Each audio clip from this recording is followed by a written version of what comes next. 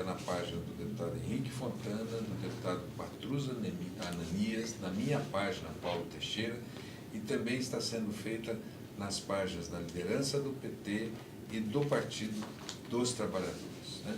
Nós viemos aqui analisar o chamado Projeto Moro, esse projeto que foi entregue aqui e que ele diz que é um projeto para acabar com o crime. E, inicialmente, eu gostaria de, antes de passar a palavra para o deputado Patrus e para o deputado Henrique Fontana, dizer que, do ponto de vista da segurança pública, da segurança do cidadão, do que o cidadão quer hoje. O que o cidadão quer hoje? Ele quer um ambiente de segurança, onde ele mora, onde ele trabalha, na cidade que ele vive, no país que ele mora.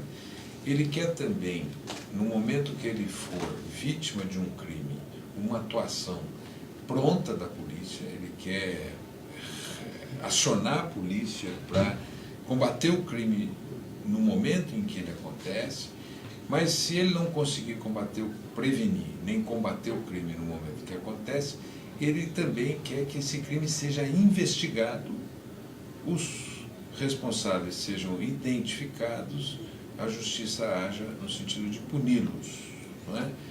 Portanto, nós precisamos de um plano nacional de segurança pública, um plano que, por exemplo, já existe nas gavetas do Ministério da Justiça um plano de combate a homicídios. Nós temos 60 mil homicídios no Brasil. Nós vamos lançar um plano de combate aos homicídios, né? Premiar os estados que diminuírem os homicídios, aparelhar as polícias para o combate e o esclarecimento dos homicídios e a prisão dos homicidas, né? Então, nós precisamos de um plano nacional de combate aos homicídios. Nós precisamos qualificar as polícias do ponto de vista da investigação policial. Nós precisamos ter um plano para resolver um grave problema da sociedade brasileira, que é o problema penitenciário. E temos que ter políticas de prevenção. Por exemplo, os homicídios no Brasil se dão em cerca de 80 lugares. Você teria que ter um plano para a prevenção desses homicídios. Então, nós temos que ter um Plano Nacional de Segurança Pública. E não é disso que se trata no Plano Moro. Ele não fala em planos, não fala em recursos, não fala em ação de articulação federativa, de articulação polícia, sistema de justiça e sistema de prevenção. Tá certo? Então, acho que é o primeiro lugar, do ponto de vista do combate à criminalidade, essa proposta dele não vai garantir segurança para os cidadãos. Ele quer, através da lei, dar um recado, e todo mundo sabe que não é a legislação penal que impede crimes, né? Bom, esse é o primeiro tema. Eu queria, do pacote, dizer, já que não é um pacote de segurança pública, dizer que nós vamos estudá-lo, né, para ver o que é bom e o que não é bom. Me parece que tem duas medidas no pacote que são boas medidas. Uma primeira, que cria um cadastro nacional de armas, porque, na minha opinião, nós devemos continuar a desarmar os cidadãos e ter um controle muito rígido sobre armas, e também impedir a entrada de armas via fronteira, via aeroportos no Brasil. Então, essa é uma medida boa do pacote. Uma segunda medida boa do pacote é que aumenta a pena para agentes que venderem, comercializarem armas. Isso, para mim, são duas medidas boas. Onde eu vejo graves problemas no pacote, quero ser bem breve para passar a palavra para o deputado Patrus e o deputado Henrique.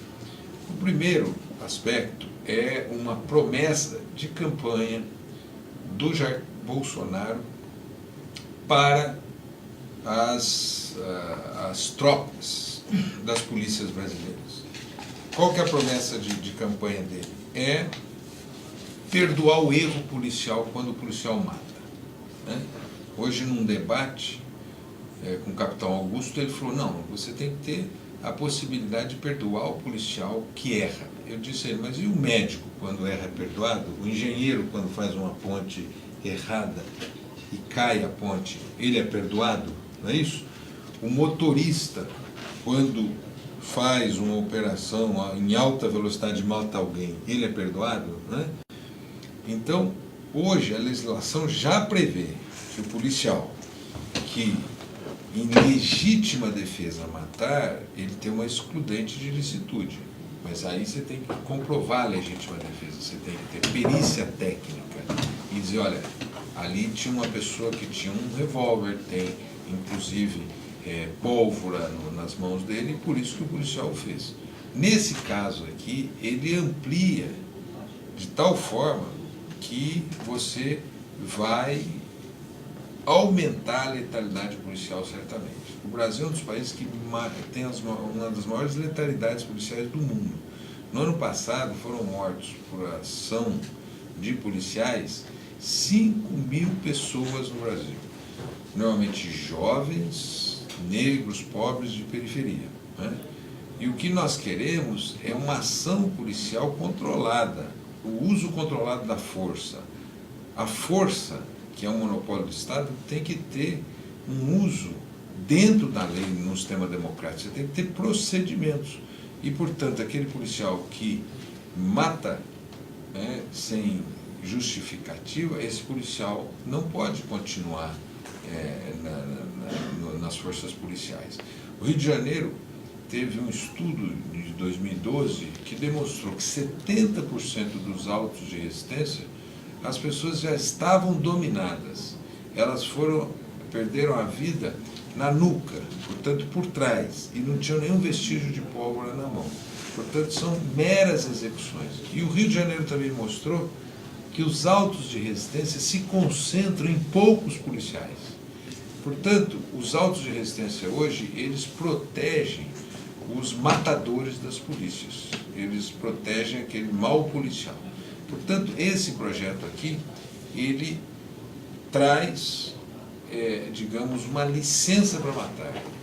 E já houve reação forte na sociedade. Por exemplo, a Associação dos Juízes Federais, que o Moro é filiado a ela, ou foi filiado a ela quando ele era juiz, a Associação dos Juízes Federais diz que vê com preocupação essa medida. Então, essa é uma medida que, de maneira nenhuma, nós devemos deixá-la passar. Né? Em segundo lugar, eu quero trazer uma reflexão aqui. Nos Estados Unidos, quando você faz uma legislação penal, você tem que apresentar um plano de impacto orçamentário da legislação penal. Isso é, se a legislação penal vai aumentar a pena para determinados crimes, você tem que fazer um estudo para mostrar quantas pessoas serão presas e qual o custo dessas novas prisões e, eventualmente, quem você vai tirar para caber no sistema penitenciário.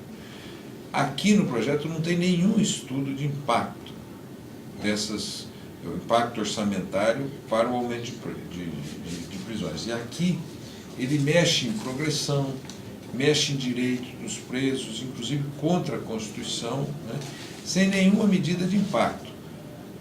O que vai resultar é um maior encarceramento. Qual o problema do maior encarceramento? A sociedade acha que com maior encarceramento ela estará protegida.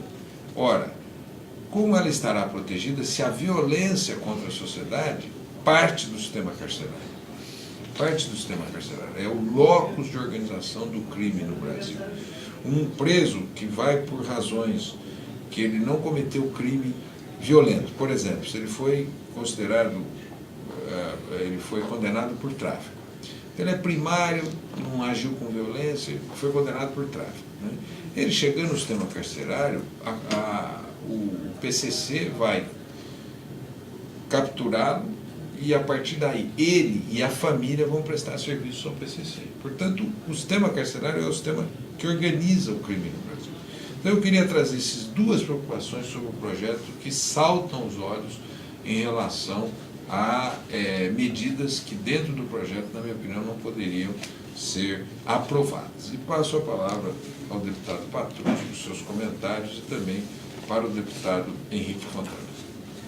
Bom, primeiro eu quero agradecer e retribuir as palavras fraternas e afetuosas do nosso companheiro Paulo Teixeira e dizer também da minha alegria de estar aqui ao lado do deputado Henrique Fontana. São dois companheiros pelos quais eu tenho maior apreço, maior respeito e admiração. Indo um pouco além, né, do próprio projeto que nós vamos examinar, já estamos discutindo, tivemos hoje à tarde uma reunião da bancada do Partido dos Trabalhadores para discutir especificamente essas propostas, que ainda não são um projeto de lei, né, mas são propostas que nós estamos discutindo, oriundas do ministro Sérgio Moro, do Ministério da Justiça. Há um ponto fundamental que eu penso que unifica as pessoas de bem, de boa vontade em todo o Brasil. Nós precisamos confrontar a violência no Brasil. Meu amigo deputado Paulo Teixeira mencionou aqui, são mais de 60 mil, mais de 63 mil homicídios por ano no Brasil. Nós temos também outra violência muito grave, Paulo, viu, Fontana? São quase 50 mil mortos no trânsito, nas ruas e nas estradas do Brasil. A vida humana é a mesma, nós temos que discutir o direito à vida de todos os seres humanos e impedir, lutarmos contra todas as mortes prematuras, precoces, violentas, homicídios, acidentes de trânsito ou acidentes dramáticos como nós tivemos agora em Minas Gerais com a ruptura da barragem da Vale em Brumadinho, né?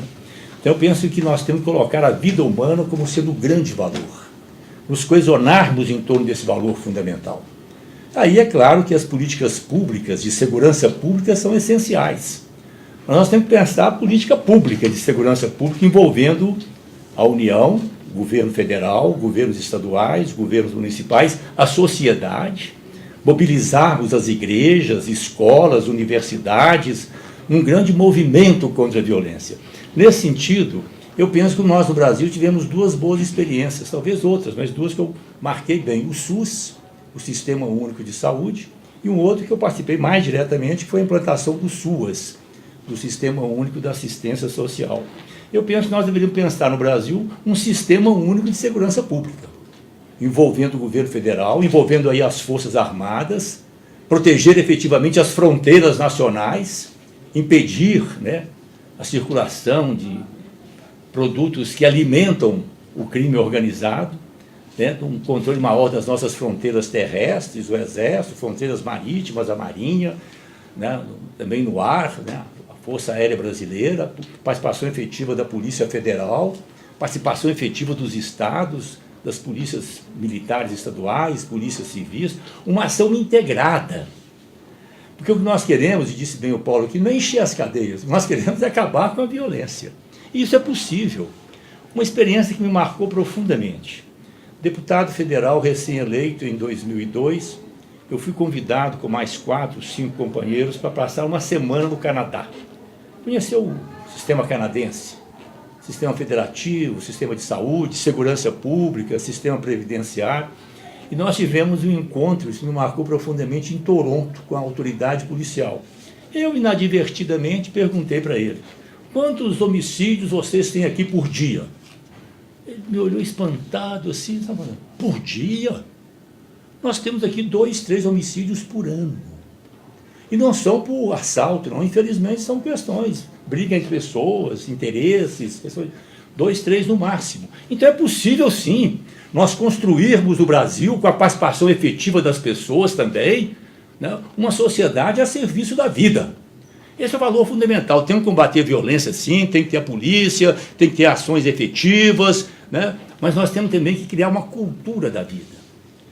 Em primeiro lugar, por exemplo, impedir que as pessoas morram, por exemplo, de fome, ou desnutridas, ou por falta de cuidados médicos, cuidados preventivos e curativos com a saúde. A vida humana é sempre a mesma. Então nós temos que criar no país essa cultura da violência, políticas vigorosas de segurança pública, mas também políticas que efetivamente promovam e garantam a vida, segurança alimentar, saúde, moradia digna, trabalho, saneamento básico. O Brasil é um país muito vulnerável a essas enfermidades. Agora estamos enfrentando mais uma vez a questão da dengue. Isso acontece por falta de saneamento básico, falta de cuidados efetivos, né? Tendo sempre a vida humana, a dignidade da pessoa humana como o valor mais importante. Eu penso que esse debate vai nos proporcionar essa reflexão. E nós vamos discutir o projeto sem nenhum preconceito. estamos aqui para promover o bem comum, defender a vida, defender a segurança das pessoas, das famílias. Eu sonho com um país onde a gente possa andar à noite pela cidade, passear pelas nossas cidades, exercer efetivamente a cidadania.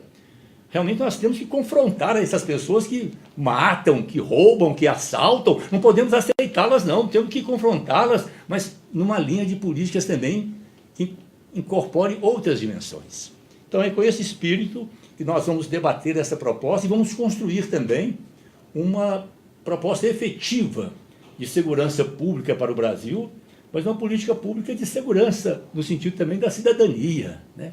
O que nós queremos é fazer com que as pessoas possam viver no país e cumprir o seu tempo existencial. E terminando, para passar e ouvirmos e aprendermos também com o nosso querido companheiro Henrique Fontana, eu quero só lembrar uma coisa que nós devemos ter presente. Que no Brasil, eu fico imaginando, eu fui criado na roça, né? Eu fico imaginando, Fontana, se morresse, que nós somarmos os homicídios, a violência, que não são só homicídios também do crime organizado, não, né? Esses são fundamentais, nós temos que combatê-los também. Mas há outras formas de morte também. E a liberação das armas, a meu ver, pode aumentar esse nível de violência. Mas se nós somarmos mais de 60 mil homicídios por ano no Brasil, inaceitável, com quase 50 mil mortes no trânsito, nós temos mais de 100 mil mortes violentas por ano no Brasil. É o maior desafio que o nosso país enfrenta hoje. Eu fico me perguntando, Fontana, Paulo, o seguinte: se morresse no Brasil, todos os anos, 100 mil bois, se tiver uma doença, todo ano vai morrer, o país se mobilizaria para enfrentar esse desastre econômico. Então, eu penso que políticas de segurança pública, sim, combate à violência, sim, mas vamos criar uma cultura para defender e promover a vida em todas as frentes. Patrus, primeiro também cumprimentar todos os internautas que estão nos acompanhando e dizer da minha alegria e da minha honra de participar deste debate hoje com vocês dois grandes amigos, dois grandes companheiros, duas pessoas que pensam o Brasil e que buscam soluções para o nosso país. Nós participamos cotidianamente do esforço nesta busca dentro da nossa bancada. E hoje a gente se encontrou aqui para conversar com as pessoas que estão em casa, no trabalho, saindo, acompanhando sobre este tema, porque eu até disse quando me convidaram aqui para o nosso bate-papo, eu digo, não, nós não vamos falar sobre o pacote do Moro, nós vamos falar sobre segurança pública e o direito à vida, como o Paulo Teixeira e o Patrus colocaram na sua análise. Então, do meu ponto de vista, os primeiros dois grandes erros que iniciam nesta concepção do governo recém-instalado Jair Bolsonaro é tentar explorar este tema que é tão caro para as pessoas, que é a violência, a insegurança, o assalto, a morte, a perda de vidas de maneira banal, né? Quer dizer, que toda a sociedade se mobiliza contra eles, contra este tema. Todos nós queremos uma segurança de qualidade. Então, o grande desafio é como de fato se resolve a questão da segurança. E aí, do meu ponto de vista, se tem uma coisa que está comprovada, e aí não é uma questão de opinião política da esquerda ou da direita, são dados técnicos que se acumularam em diferentes lugares do mundo e o Paulo Teixeira, inclusive, debate muito esse tema. Outro dia eu também ouvi uma longa entrevista de uma grande pessoa também, que é o Marcos Rolim, que acompanha muito esse tema da segurança pública. E ele dizia, o aumento no índice de armas na mão da sociedade, não daqueles que são especialistas em manter a segurança, que é o policial, que é treinado para isso, ou seja, a facilitação do acesso às armas para a sociedade como um todo piora a segurança pública. Aumenta a letalidade, morrem mais pessoas por motivos fúteis, banais, e dentro do pacote do Moro também tem este defeito, reforçar o uso da arma por pessoas que não estão, de fato, preparadas para isso. Aliás, nós não podemos voltar para uma sociedade do passado. Quer dizer, uma das evoluções civilizacionais, né, Patrus, é aquela. Existem profissionais da segurança pública que são pagos pela sociedade como um todo para garantir a nossa segurança. Não pode ser cada um com uma arma dentro da sua casa para tentar garantir a sua própria segurança e a segurança da sua família.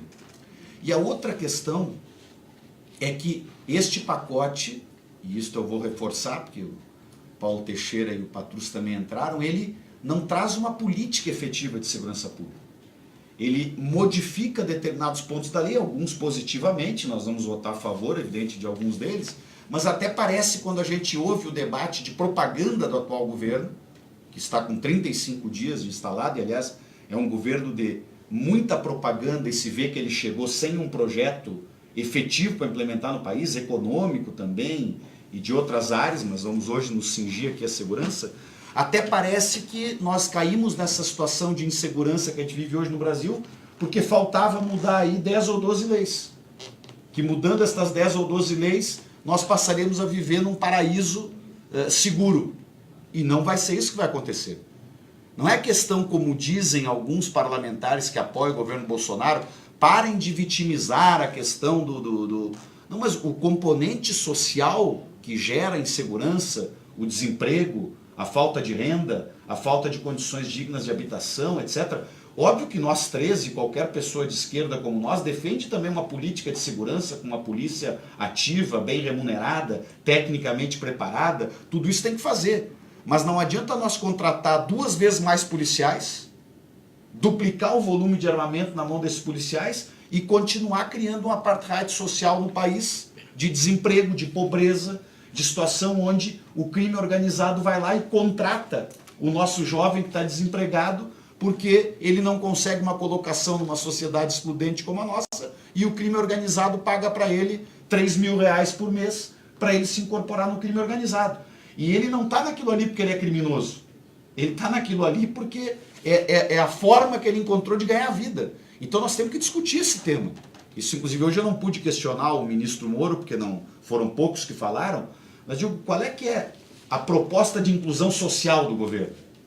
Como é que nós vamos garantir, de fato, né, que as pessoas possam ter, que o jovem, especialmente, mas todos, evidentemente, eu estou dizendo o jovem, porque é ali que normalmente o crime organizado capta, né, captura, né, as pessoas. O Paulo Teixeira colocou muito bem. Eu, inclusive, tenho lido muito, deputado Patrus, sobre um outro modelo de quando é necessário prender alguém, porque às vezes é necessário, temos que diminuir o número de vezes de que haja essa necessidade, mas quando houver essa necessidade, nós temos que criar um outro modelo de penitenciária também, onde de fato a pessoa seja reintegrada, recuperada socialmente. Estas APACs são uma grande sugestão, né, que é uma espécie assim de um local, um presídio pode se chamar, mas às vezes funciona até numa casa onde um preso de baixa periculosidade, ou mesmo aquele que pode ter cometido um crime mais grave, mas que está demonstrando a vontade efetiva de recuperar, ele fica num ambiente onde realmente ele não é capturado por estas organizações criminosas que estão dentro dos presídios. Então, tem temas positivos aqui, mas isso aqui não é uma política de segurança pública. E alguns temas, eles vão gerar um encarceramento desnecessário de pessoas que não deveriam ser encarceradas e que podem, inclusive, aumentar os índices negativos no nosso ambiente, né, de resultado de segurança pública.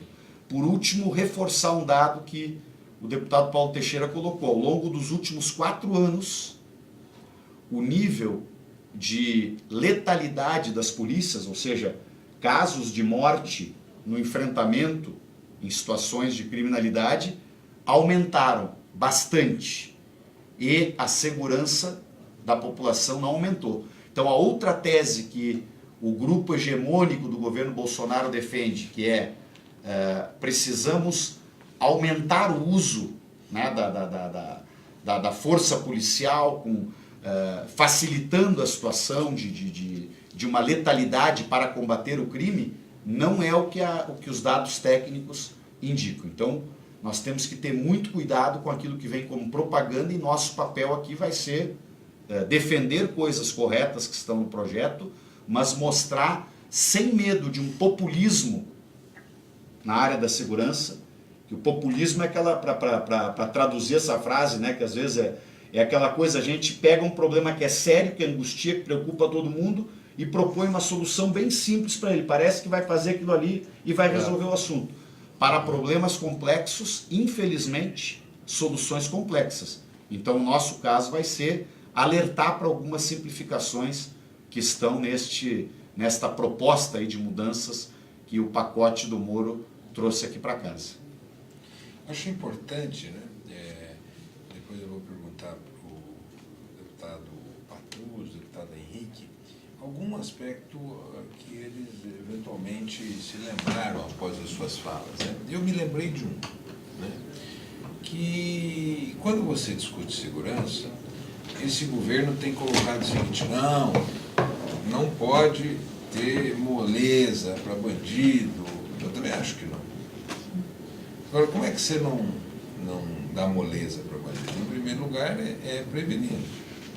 Em segundo lugar, é tendo uma polícia capaz de desarmar o bandido, capaz de investigar, capaz de desarmá-lo. Tá certo? Não?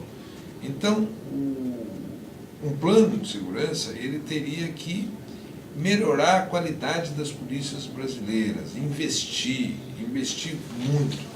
Algumas pessoas trazem o tema assim, da vitimização policial, que morrem policiais no Brasil, é um índice alto de vitimização. Mas aonde morrem os policiais no Brasil? Eles morrem na ação policial do cotidiano no Brasil? Não. A maioria dos policiais brasileiros morrem no bico.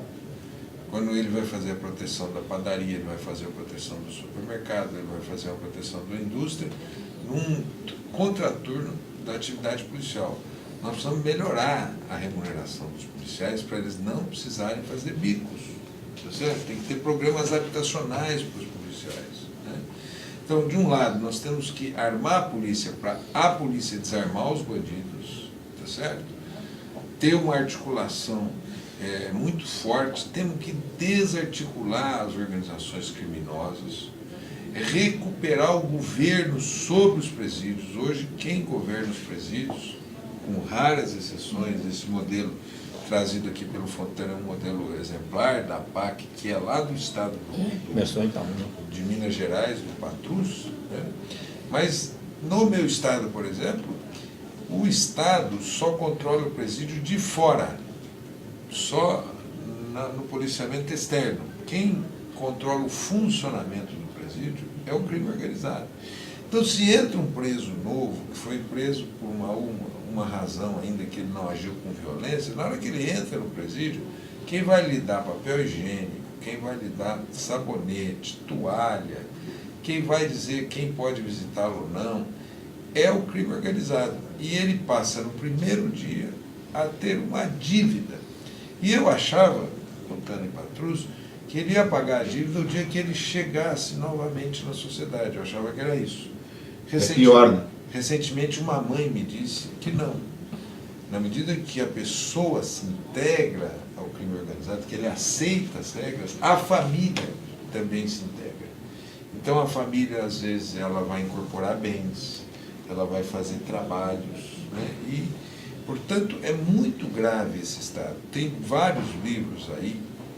Tem um livro da Camila Dias e de um jornalista de São Paulo. Tem 3 livros sobre o PCC, muito importantes, que devem ser lidos.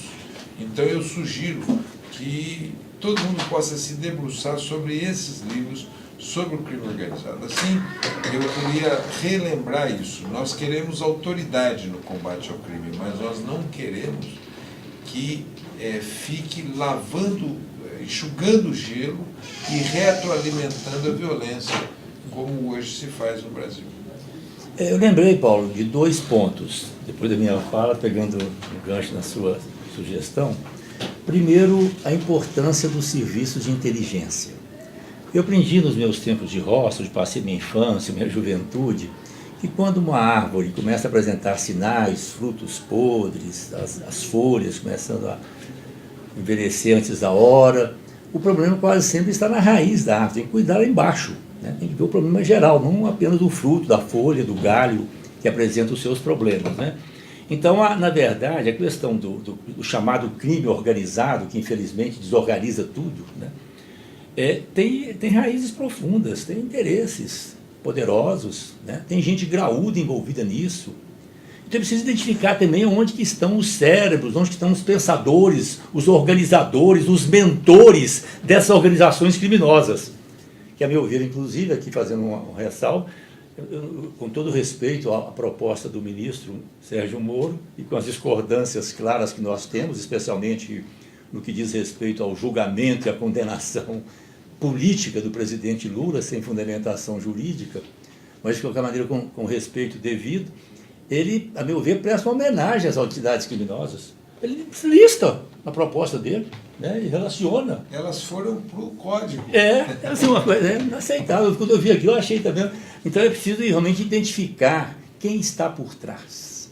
Quem são os mentores dessas organizações criminosas. E aí é fundamental um serviço eficaz de inteligência, que envolva, sim, as Forças Armadas brasileiras, que envolva a Polícia Federal, que envolva o Poder Judiciário, o Ministério Público, que envolva os estados, também com as suas experiências e acúmulos, com as suas polícias militares, polícias civis. E falar em polícia militar, eu quero aqui prestar homenagem ao Corpo de Bombeiros que integra a Polícia Militar de Minas Gerais, no testemunho magnífico que deram agora na tragédia de Brumadinho. Nossa! Uma coisa belíssima. Eles estão sendo brilhantes. Por muito além das obrigações deles, com problemas de salário e tudo mais, trabalharam dia e noite, declarações bonitas, solidárias, sabe, Fontana? Muito bonito. Aquele porta-voz, né? Que beleza. Sereno sempre, né? Então essa é uma questão da inteligência para identificar os focos da violência, da criminalidade, do banditismo, do chamado crime organizado. E a outra questão que o Fontana colocou aqui me fez lembrar também. Nós temos que combater diretamente a criminalidade, sim, Paulo colocou muito bem. Não podemos ter complacência com pessoas que roubam, que assaltam e que tiram a vida das pessoas, né? Pais e mães de família, crianças, jovens. Mas é importante também trabalhar, impedir que o crime organizado chegue às nossas crianças e aos nossos jovens. Nós temos no Brasil milhões de jovens que são jovens do NEM. Nem estudam, nem trabalham, nem têm perspectivas na vida. Para onde vão esses jovens, adolescentes? A possibilidade de que eles sejam seduzidos, enganados, manipulados pelo crime é muito grande. Então nós temos também esse grande desafio, por isso que eu acho importante vincular as políticas públicas de segurança pública, de combate à violência, com políticas mais alargadas de proteção e preservação da vida em todos os níveis. Então é fundamental nós termos, sim, ações vigorosas, e nesse sentido eu acho muito ruim que o atual governo esteja desmontando as políticas sociais que foram montadas no Brasil, políticas que estavam promovendo as pessoas, políticas que retiraram o Brasil do mapa da fome, como o programa Bolsa Família, os programas que constituíram o Fome Zero, os programas de apoio à agricultura familiar. É fundamental essas políticas sociais para nós preservarmos educação de qualidade, políticas de cultura, atividades esportivas, de inclusão social, para nós preservarmos as nossas crianças, o patrimônio maior que nós temos, os nossos adolescentes, os nossos jovens, das garras do crime. E para isso é fundamental a presença do Estado democrático de direito com políticas vigorosas. E aí eu concluo, Paulo e Fontana, a minha participação aqui nesse belo encontro com vocês, com as pessoas que estão sintonizadas conosco, lembrando que a Câmara, o Congresso Nacional, aprovou no ano passado a emenda constitucional 95. Nós lutamos contra ela. Aqui na Câmara foi a proposta de emenda constitucional 241. Depois foi aprovada também no Senado. A emenda 95 congela o Brasil por 20 anos. 20 anos sem investimentos em educação, em saúde, em políticas de segurança alimentar, de assistência social. 20 anos sem investimentos efetivos em políticas de segurança pública. Então eu penso também que nós temos que discutir a segurança pública nesse contexto de um projeto para o nosso país. O que nós queremos para o nosso Brasil, o que nós queremos e merecemos, né? Para nós, para os nossos filhos, para os nossos netos, que eu já tenho 2, para os netos dos nossos netos, para as gerações futuras, com as quais também nós devemos estar sempre comprometidas. Eu deixo então aqui o meu abraço fraterno, afetuoso, às pessoas que estão sintonizadas conosco, e a minha alegria de estar aqui entre esses 2 grandes e queridos companheiros, Paulo Teixeira e Henrique Fontana, que são dois parlamentares que dignificam o parlamento brasileiro. Patrus, eu também vou fazer aqui a minha despedida, né, por hoje. A gente vai conversar muitas vezes com vocês, como conversamos sempre. E eu quero passar assim porque as pessoas têm me encontrado, Paulo Teixeira e Patrus, e perguntado: e agora, Fontana? Né? Acho que perguntam muito para vocês também, porque uma boa parte da sociedade brasileira, primeiro, já tinha esta avaliação de que seria muito ruim para o país um governo de extrema-direita com as características do governo Bolsonaro. Uma outra parte que foi meio naquele embalo de um antipetismo e que votou no Bolsonaro muito mais embalada naquela coisa assim de vamos tirar o PT do governo, estão vendo que os primeiros indicativos do governo Bolsonaro são indicativos muito negativos. O que eu tenho dito para as pessoas? Todas as páginas da história, elas se viram. Não há um projeto de poder que dure para sempre. Né? Então nós temos que ter muita serenidade e ao mesmo tempo firmeza política para erguer a cabeça, defender o conjunto de princípios que nós, um conjunto amplo da sociedade, sempre defendemos, que é a ideia, no essencial, a ideia de que a ideia, deram lá um aviso para nós, né, para todo tempo, por isso que eu dei essa gaguejada aqui, que foi o tempo de eu ler e voltar. Mas é importante o aviso do tempo, né, que veio lá da nossa técnica. Mas a ideia de que porque tem a ver com segurança pública, enquanto nós não tivermos uma sociedade que combata a desigualdade, isto sempre, o volume de injustiça social é uma máquina de gerar insegurança e criminalidade. Aliás, é uma máquina de gerar muitos problemas. Falar da minha área de especialidade, a saúde pública, a saúde, o item mais importante para melhorar o padrão de saúde de um povo é a renda desse povo. Porque quando tu melhorares a renda, o acesso ao emprego, etc., a moradia, o volume de doenças cai vertiginosamente. E a saúde, a sobrevida, o tempo de vida das pessoas cresce muito. Tá? Aliás, é outro motivo pelo qual não é o nosso assunto de hoje. Jamais eu aceitarei uma proposta de um regime previdenciário com idade mínima. Porque idade mínima é aquela coisa de igualar os desiguais. A pessoa que trabalha numa atividade intelectual, num ambiente muito mais preservado, que tem muito mais condições de preservar sua saúde, essa vai ter um privilégio, e aquele que trabalha na roça, na construção civil, numa atividade pesada que traz problemas sim, de saúde, não vai conseguir se aposentar. Mas então eu voltava aqui para a síntese que eu queria deixar como um recado final, de que nós vamos fazer uma oposição programática ao Bolsonaro. Sim. Nós vamos, por exemplo, continuar mostrando que esta proposta que ele defende na área econômica e essa mudança na Previdência, que o Paulo Guedes, que é o super-ministro aí da área econômica, está defendendo, isso aí não trouxe resultado positivo em país nenhum do mundo.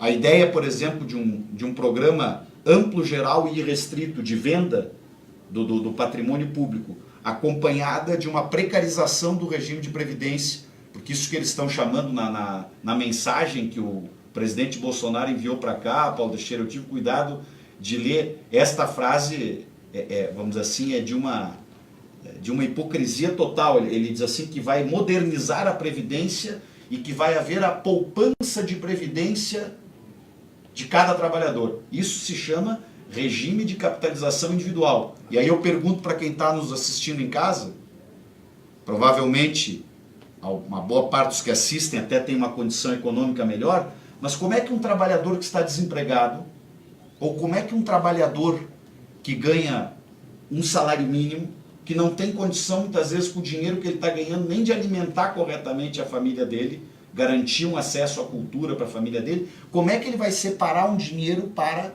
garantir a sua própria aposentadoria? Esse sistema que ele está propondo de capitalização é aquele cada um para si, e portanto no sistema de cada um para si, os mais ricos e poderosos continuam acumulando privilégios, porque para ter um sistema justo de previdência tem que ter redistribuição de renda por dentro do sistema de previdência. Estruturas poderosas que geram lucratividades enormes. Hoje mesmo eu li uma matéria do que foi o lucro dos bancos no Brasil esse ano. Tem que ter um imposto sobre lucros e dividendos pesado, e parte desse dinheiro tem que alimentar uma estrutura de previdência justa. Então, essa política que está em curso, nós vamos enfrentar com muita firmeza, com muita seriedade. Não vamos aceitar provocação. Hoje eu fiz uma fala na tribuna, e eu acho que tocou no calo dele, né? Porque eu fui à tribuna pedir, depois o deputado Paulo Teixeira estava escrito logo após a minha fala, também abordou o assunto. Eu coloquei que nós temos um conjunto de evidências muito fortes do envolvimento da família Bolsonaro com as milícias e estes dados do COAF que mostraram ali que o motorista do hoje senador Flávio Bolsonaro movimentou 7 milhões de reais em 3 anos. E nós estamos pedindo assinaturas para instalar uma CPI para fazer uma investigação séria sobre isso. O Eduardo Bolsonaro começou a gritar, fora do regimento, tentando me constranger para que eu não... E eu voltei à tribuna e depois se seguiu a fala do deputado Paulo Teixeira, olha, não adianta gritar, deputado. Nós aqui estamos aqui para defender o que nós entendemos como o interesse do país, e isso vocês podem estar seguros de que a bancada do PT, junto com aliados da oposição, aliás, eu estou defendendo muito que a gente tem que superar esse pequeno problema que aconteceu na composição da mesa e retomar uma política, né, de oposição com um bloco que respeite, obviamente, a característica de cada partido, mas PT, PCdoB, PSOL, PDT, PSB e pessoas que estão em outros partidos também que se opõem a essa política estejam trabalhando aqui articuladamente, né? E uma última frase que não dá para fazer um live hoje sem falar de mais uma condenação injusta daquele que foi um dos melhores presidentes da história do nosso país e que está sendo punido exatamente por tudo que ele representa politicamente, né?